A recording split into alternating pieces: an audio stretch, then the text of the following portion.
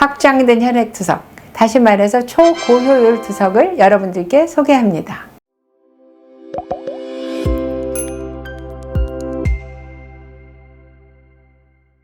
안녕하세요. 더맑은내과 유튜브 구독자 여러분, 더맑은내과 원장 박민선입니다. 만성 심부전증 환자 중에서 혈액투석을 하시는 분들이 저희 유튜브를 많이 보시는 걸로 알고 있습니다.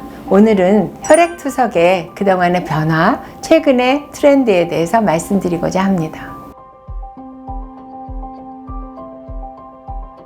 과연 투석이란 무엇을 말하는 것일까요? 투석은 신장 기능이 없는 환자들한테서 신장 기능의 일부, 그 중에서 특히 노폐물을 배설하고 소변을 통해서 수분을 배설하는 기능을 보완해 주는 것이 혈액투석입니다. 그러면 이 투석은 과연 왜 해야 될까요?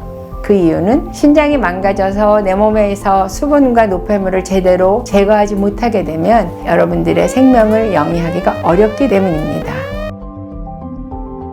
그 투석을 하게 되는 이유는 첫째, 환자의 현재 목숨을 구하기 위해서. 둘째, 앞으로 장기간 투석을 해서 합병증이 생기지 않게 하기 위해서. 셋째, 이분이 사는 동안 정상에 가깝게 신장이 나쁘지 않았을 때와 비슷한 정상적인 생활을 영위할 수 있기 위해서 이 세 가지 목표를 가지고 저희가 투석 치료를 합니다. 그래서 초기의 투석이라고 하면 1세대는 첫 번째, 작은 물질을 주로 배설시켰어요.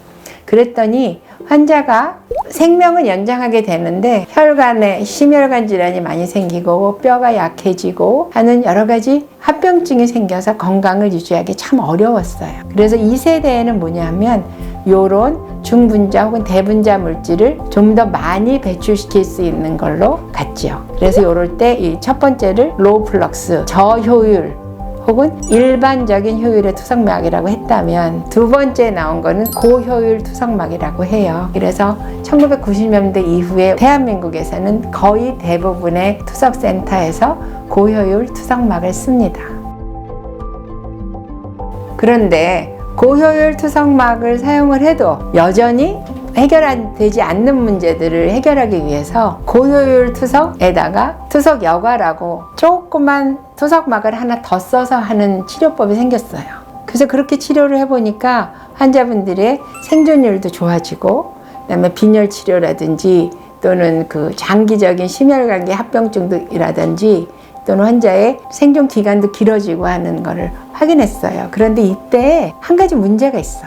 한 가지 문제는 그 다른 필터를 하나 더 써야 된다는 거가 첫째, 번거롭고, 둘째는 그러면서 투석액을 너무 많이 써서 환자가 투석액에 너무 많이 노출되면서 환자의 혈압이 떨어진다든지 또는 적응하기 불편한 문제들이 생겼어요. 그래서 여기까지가 2세대라고 하면 3세대는 우리가 저효율, 고효율에다가 3세대는 확장된, 영어로는 extended라는 말을 써서 확장된 투석이라고 하는데, 이 확장된 투석은 투석액을 너무 많이 쓰지 않아도 되고 두 번째 필터를 쓰지 않아도 되는 필터 하나에다 딱 붙인 거죠. 그래서 이거를 영어로는 확장된 투석이라고 하는데, 우리 환자분들이 확장된 투석?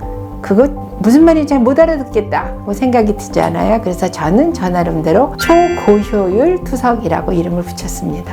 그러면 초고효율 투석막은 도대체 어떤 효과가 있을까요? 이거는 중대분자 물질 배출을 많이 시켜서 이 심혈관 질환을 내 합병증이 발생하는 것을 줄여주고, 그 다음에 빈혈을 조절하기 위한 조효율 호르몬제 주사를 쓰거든요. 초고효율 투석막을 썼을 때에는 더 잘 조절돼서 조효율 호르몬제 쓰는 양이 줄어들고요. 심혈관계 질환이 줄어들고 빈혈이 좋아지니까 환자들이 생존율이 좋아졌다고 하고요. 고효율 투석액에 너무 많이 노출되면서 환자들이 불편하게 느끼던 혈압이 떨어진다, 뭐 춥다, 이런 여러 가지 문제들을 방지할 수 있게 됐고요. 그리고 면역 기능을 개선시킨다고 하고요. 그 면역 기능을 개선시키는 결과가 최근에 코비드에 걸린 투석 환자들한테 초고효율막을 썼을 경우에 생존율이 60% 이상 증가했다라는 연구 결과들이 있어서 초고효율막은 면역 기능까지도 개선시키는구나 하는 장점을 다시 한번 확인할 수 있었습니다.